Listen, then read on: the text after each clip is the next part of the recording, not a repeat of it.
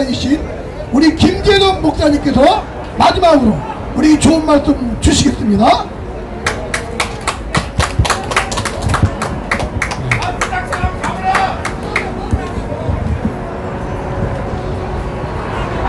제가 먼저 책을 소개하겠습니다.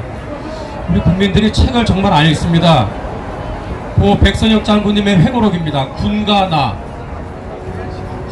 여기에 한번 비춰주시면 좋겠습니다. 지금 책이 두꺼워요. 근데 이런 책을 읽어야 되거든요. 그냥 와서 그냥 추모만 하는 것이 아니라 이분이 어떤 삶을 살았는지를 공부해야 됩니다. 그쵸? 우리 공부해야 되겠죠? 특히 우리 애국진영에 있는 분들이 좀 반성해야 돼요. 공부를 안 합니다. 제가 지하철 탈 때마다 버스 탈 때마다 너무 안타까운 것은 요즘에 책 보는 사람 보기 힘들어요. 인정하십니까? 공부하셔야 돼요. 공부하셔야 돼요. 그리고 제가 목회를 하면서도 여러 차례 말씀을 드렸지만 저는 매주 격전지를 탐방합니다. 지난주에도 서울 수보 격전지 탐방을 제가 여기 연세대학교 중심으로 해서 하루 종일 돌았는데 여러분들 관심 있는 분들은 함께 언제든지 동참할 수 있고요. 부탁이 있습니다. 6.25 전쟁을 겪으셨던 지금도 살아계신 생존자분들 중에 중요한 증언을 하실 만한 그러한 어르신들이 우리 주변에 많이 있을 텐데 소개를 해주시면 달려가겠습니다. 그래서 이렇게 영상으로 찍고 특히 참전용사분들은 제가 지금까지 가급적이면 만나서 뭐 일주일에 한 분씩 또는 뭐 보름에 한 분씩 이렇게 만나거든요. 그래서 보훈 행사를 나름대로 개인적으로 하고 있어요. 식사도 대접하고 적어도 얼마씩 이렇게 해서 나라를 위해서 이분들이 그렇게 살아오신 것에 대해서 나라도 이분들에게 고마움을 표해야 되겠다. 그런 지금까지 일을 하고 있는데 주변에 그런 분들이 계시거들랑 저한테 제보를 해주시면 감사하겠습니다. 저희 교회 하늘교회, 제가 은평구 증산동에 하늘교회를 담임하는데 자유의 복음을 전하고 자유의 역사를 알리는 하늘교회라고 저희는 항상 그렇게 수식어가 따라붙거든요. 저희 교회는 매주 토요일마다 어린 초등학교 학생들을 대상으로 우리나라 자랑스러운 근현대사, 건국의 역사, 또 6.25 전쟁 역사들을 우리 아이들한테 가르치고 있어요. 매주 토요일마다 60명이 모입니다. 그리고 매월 둘째 주는 이승만 대학을 하거든요. 그래서 여러분들 관심 있는 분들은 제가 이거 좀 가져왔으니까 참고로 보시면 되겠습니다.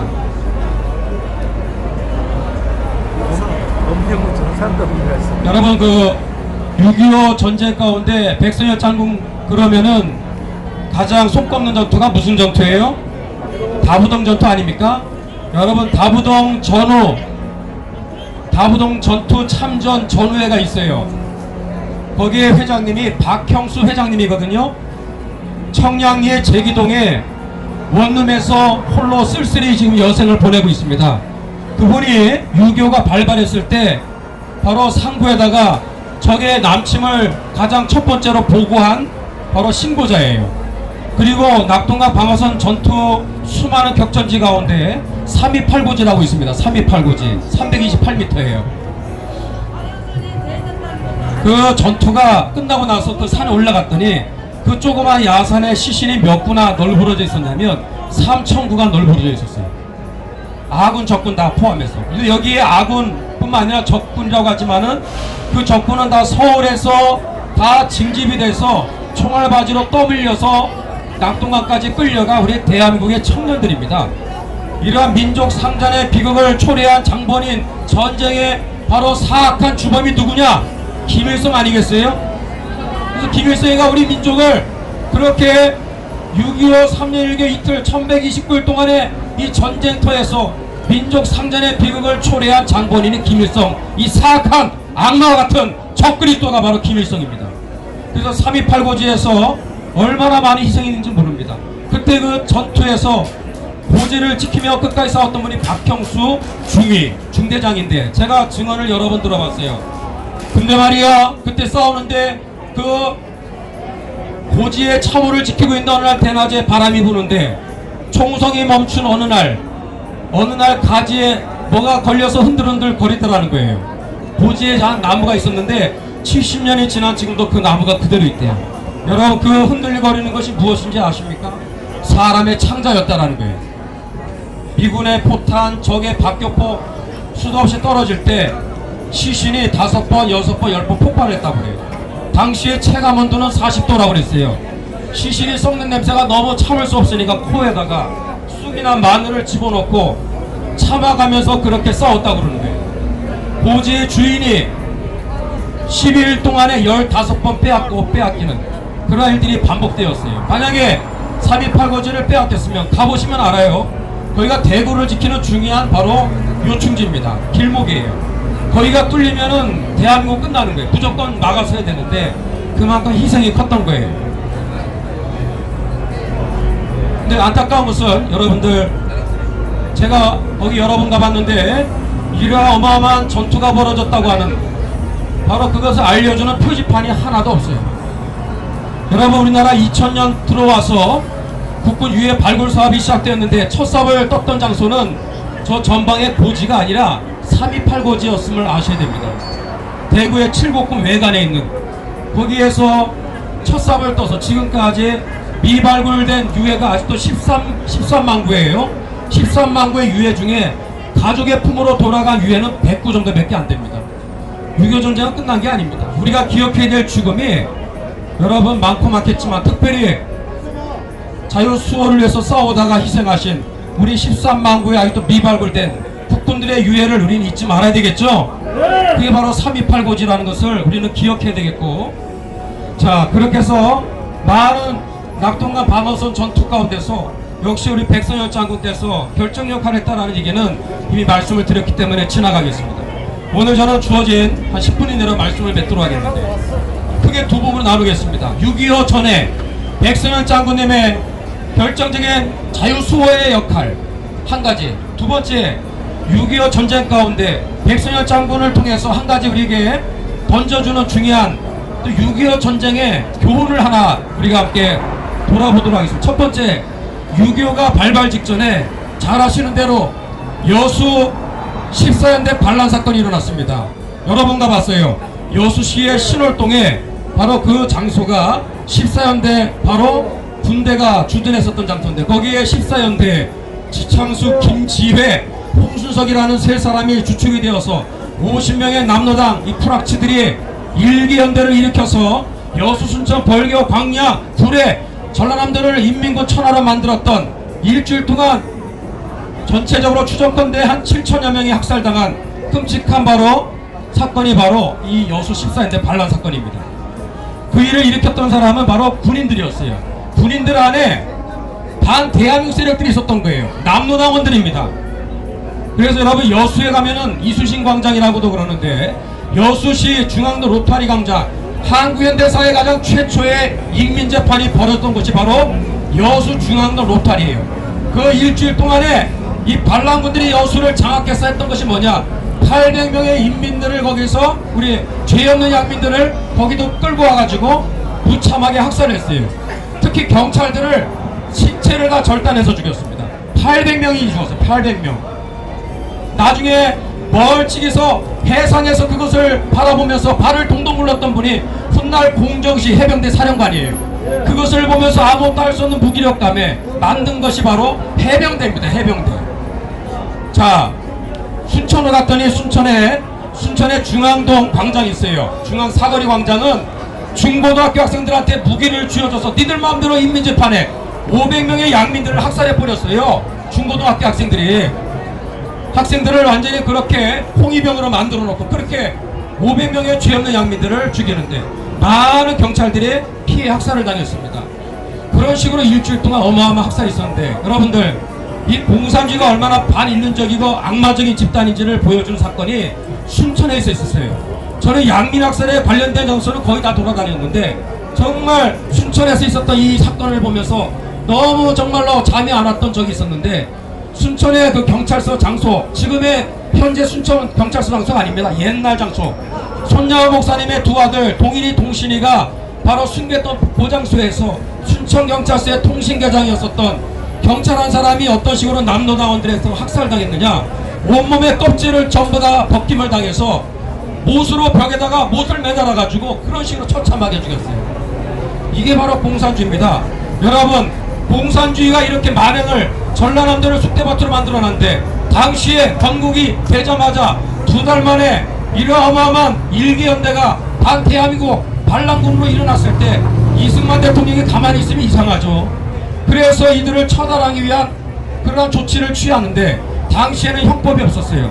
그래서 이 군 안에 있는 불확실들을 색출하기 위한 숙군 작업을 위한 법조항이 필요해서 만든 것이 바로 그 유명한 국가보안법입니다. 여러분, 국가보안법은 대한민국을 살린 법이에요. 우리는 이거를 잊지 말아야 되는 거예요. 잘못 알고 있는 사람들이 많은데 대한민국을 살린 고마운 법이 국가보안법인 것입니다. 그거 없었으면 대한민국 끝나는 거예요. 그래서 이 국가보안법에 의거해요. 군대 내에 있는 당시에 10만 명도 안 됐던 이 군대 안에 있었던 반대한민국 세력들을 솎아내고 숙군 작업을 할 때 누가 이 일을 앞장서서 했는지 아십니까? 이 일을 했던 바로 기관은 2개의 부서였어요. 크게 하나는 육군본부 안에 있었던 바로 정보국이에요. 그 정보국의 정보국장이 바로 백선엽 중령님이셨습니다. 그리고 헌병사령부와 함께, 헌병사령부는 정보국에서 딱 조사를 해서 이놈은 잡아들여야 된다 그러면 헌병부에서 출동해서 프락치들을 쳐넣는, 그래서 그들을 색출하고 사용시킬 사람은 사용시키고, 그리고 불명예 제대시킬 사람은 불명예 제대시키고, 그렇게 해서 빠른 시일 안에 4,749명을 숙군 작업을 완성하게 됩니다. 그리고 남로당 그 프락치들이 놀래가지고 5,500여 명이 탈영을 했어요. 그 짧은 기간 안에 10,000명에 해당하는, 그러니까 전체 국군의 10분의 1이 일망타진이 되는데 성공하게 되었다라는 것입니다. 그래서 6.25가 발발하기 전에 군대 안에 있었던 반대한민국 세력들의 조직부서부터 완전히 와해가 되어서 6.25가 발발했을 때 뭐 이등병이 뭐 연대장을 총으로 쏴 죽인다든지 하극상 같은 사건이 있었어요, 없었어요? 한 사건도 없었던 이유는 6.25 직전에 백선엽 장군의 정보국장으로서 숙군 작업의 이 일을 완성했기 때문에, 그래서 6.25가 발발했을 때 대한민국이 무너지지 않는 발판을 만들어 놓은 것입니다. 이게 그분이 한 굉장히 중요한 업적이라고 우리는 기억해야 되겠고, 또 하나, 조선일보의 인터뷰에서 우리 백선엽 장군한테 기자가 질문합니다. 백 장군님, 평생에 가장 빛나는 순간, 기억나는 순간이 언제입니까? 뭐라고 대답했는지 아십니까? 1950년 10월 19일이라고 말했어요. 그날은 바로 평양을 점령했던 날이에요. 북진 통일에서 통일이 완성되는 줄 알았어요. 그러나 그 기쁨의 날은 금방 어떻게 됐죠? 퇴각으로 다시 돌변하면서 참으로 눈물을 삭이면서 북녘땅을 뒤로하고 다시 돌아올 수밖에 없는 비운의 바로 날이 되기도 하죠. 자, 평양에 들어갔던 우리 백선엽 장군께서 눈으로 볼 수 없는 처참한 광경을 목도합니다. 평양의 형무소에 들어갔더니 형무소 안에 있었던 엄청난 그런 양민학살의 현장을 본 거예요. 눈 뜨고 볼 수 없는, 말로 형용할 수 없는 처참한 양민학살의 그 현장을 보면서 정말 충격에 빠지게 됩니다. 자, 여러분, 6.25 전쟁 자유수호를 위한 역사고 투쟁의 바로 그런 3년의 기간이었음을 우리는 잊지 말아야 되는데, 이게 얼마나 중요한, 이 자유수호를 위한 싸움이 얼마나 중요한 그 싸움이었는가를 우리는 기억해야 돼요. 왜냐하면 우리가 상대되는 저 공산주의 사상은 단순한 사상과 이념의 집단이 아니라 반인류적이고 악마적인 집단이라는 것을 여실히 보여준 사건이 6.25 전쟁인 것입니다. 그래서 여러분, 6.25 전쟁 가운데 평양하고 원산하고 함흥지역에서 일어난 학살, 다른 데서도 마찬가지지만 그 세 지역에서 일어났었던 학살의 공통된 특징은 너무나 잔인무도했다는 거예요. 톱을 사용해서 사람의 머리를 잘라냈다든지 이루 말할 수 없는 방식으로 사람을 그렇게 학살을 한 거예요. 6.25가 발발했을 때 서울이 3개월 동안 공산치하에 넘어갑니다. 곳곳에서 인민재판이 벌어지는데 3개월 동안 처형된, 억울하게 희생된 바로 서울 시민들이 9,500명입니다. 9,500명. 대전에 갔더니 대전에 구형무소가 있어요. 구형무소에 옛날에 우물이 2개였어요. 지금은 하나만 있습니다. 그 우물 2개에서 단무지처럼 젓갈 담그듯이 얼마나 많은 시신들을 차곡차곡 담가놨는지 일주일 동안 시신을 수습하는데 일주일이 걸렸대요. 저는 시신을 수습하고 또 그 현장에 있었던 분들을 여러 분 만나봤어요.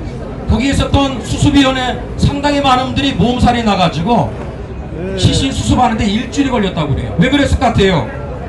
여러분, 맨정신으로 눈으로 볼 수 없는 그 비참한 시신을 물건도 아닌데 건져내는데 하루 만에 끝낼 수 있겠어요? 못합니다. 못합니다.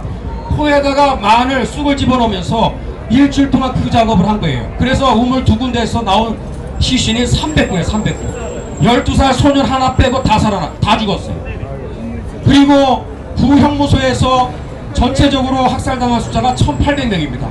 거기서 3km 떨어져 있는 용두동 언덕이라고 있어요. 지금의 대성고등학교 그 장소로 가게 되면 거기가 5000명이 학살된 장소예요. 그게 끝이 아닙니다.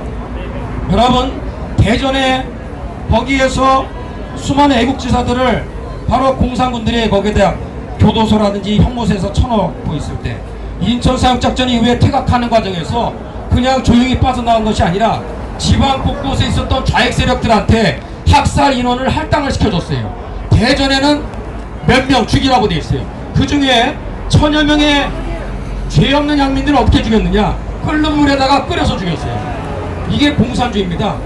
예? 그런데 오늘날 많은 특히 목사님들도 정신 차려야 되는 게 어떤 목사님 대형교회 목사님인데 이름은 얘기하지 않습니다. 교회는 이념의 한편에 서서는 안 된다고 얘기하고 있어요. 아닙니다.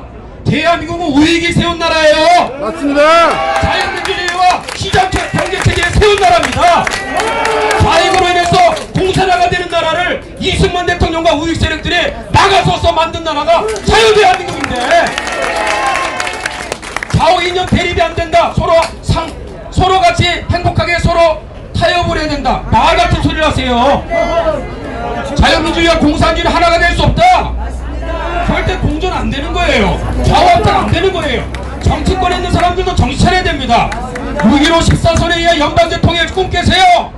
안 되는 거예요. 대전 학살 여러분 잊지 마시고 전주로 갔더니 전주에서는 9월 26일에서 29일 그 기간은 우리 민족의 가장 기뻐해야 되는 추석 기간이었어요. 그 기간에 1000명의 양민들을 학살했어요. 한 명씩 끄집어내서 사바고 몽둥이로 얼굴을 가격해서 죽여버렸어요.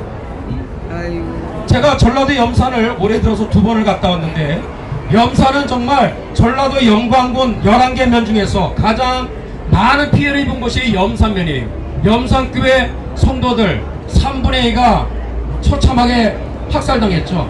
그 조금 5km 정도 떨어지는 야월교를 가면 65명의 숫자가 전교인인데 65명을 전부 다 처참하게 학살했어요. 여러분 신천 학살을 기억하십니까? 저희 할아버지가 신천 학살 그 현장에서 살아남으신 분이에요. 황해도에서 지역 유지로 있다가 유교가 발발하고 나서 애국지사들을 150명을 신천 감옥소에다 집어넣는데 인천 사학작전 이후에 퇴각하는 과정에서 따발총으로 그 따발총을 들고 감옥 안에 있는 150명 향해서 난사를 해서 죽이는데 불을 지르는 거예요. 그 150명 중에서 4명 살고 다 죽었어요. 그 중에 한 분이 저희 할아버지입니다. 근데 미군이 죽였다고요? 아닙니다. 철저한 그것은 공산군들과 좌익 세력들에 의해서 어마어마한 그런 학살이 있었어요. 함흥학살 여러분들의 제가 증인을 직접 인터뷰해봤는데 함흥에는요 발룡굴이라고 있어요. 일제시대 때 2.5kg 파놓은 굴이라고 해서 오리굴이라고 오리굴 거기에 얼마나 많은 분들이 양민학살을 당했냐면 15,000구의 시신이 나옵니다. 며칠 동안 어떤 식으로 죽였어요? 다이너마이트를 폭발해서 동굴에다가 15,000명 적어도 15,000명을 넣고 다이너마이트를 폭발해서 죽였어요. 그게 공산주의입니다. 그게 김일성 집단이에요. 자, 황해도에는 개동교회라고 있어요. 180명 교인 중에 175명의 교회를 교회 안에다가 집어넣고 불을 질러서 전부 다 태워서 죽였어요. 이런 얘기들은요 수도 없습니다. 우리 백선엽 장군께서 6.25를 통해서 정말 회고록을 보니까 이 회고록에도 나오지만 이분이 6.25 가운데서 보았던 그 참상은 아마 굉장히 큰 충격 중에 하나였던 것 같습니다. 6.25가 우리에게 준 하나의 선물이 있다면 김일성, 김정일, 김정은 저 3대 악마 체제가 얼마나 사악하고 악마적이고 반인륜적인 절대로 하나가 되어서도 안 되고 절대로 타협해서 안 되고 대화해서도 안 되고 무조건 무너뜨려야 되고 자유통일, 복음통일을 완성해야 되는 바로 우리의 주적이라는 사실을 보여주고 있는 것이 6.25 전쟁이라는 것입니다. 오늘 결론입니다. 저에게 어제도 오늘도 귀한 시간을 주셔서 너무나 감사합니다. 저는 이 광화문에서 백선희 장군님께서 하늘로 소천하시면서 우리에게 이런 기회를 주신 것에 너무나 감사하고 하나님께 감사를 드립니다. 저는 이 불씨가 꺼지지 않았으면 좋겠어요. 저는 부족한 사람이고 저는 뭐 많이 모릅니다. 여기 계신 우리 교수님들 또 박사님들 많은 학자분들이 앉아 계시는 걸 알고 있는데 이런 정말 많은 강연들을 릴레이라도 이렇게 살려서 정말 이 분향소를 계속해서 저 김정은 정권이 무너지고 그리고 자유통일 보금통일을 완성하는 정말 제2의 그러한 다부던 정서로 삼는 그러한 정말로 계기가 되었으면 좋겠다 생각이 듭니다. 어떻게 생각하십니까? 구호 외치고 저는 불러가겠습니다. 자유 대한민국 만세! 자유 대한민국 만세! 하나님이 모아서 대한민국 만세! 감사합니다. 네, 감사합니다.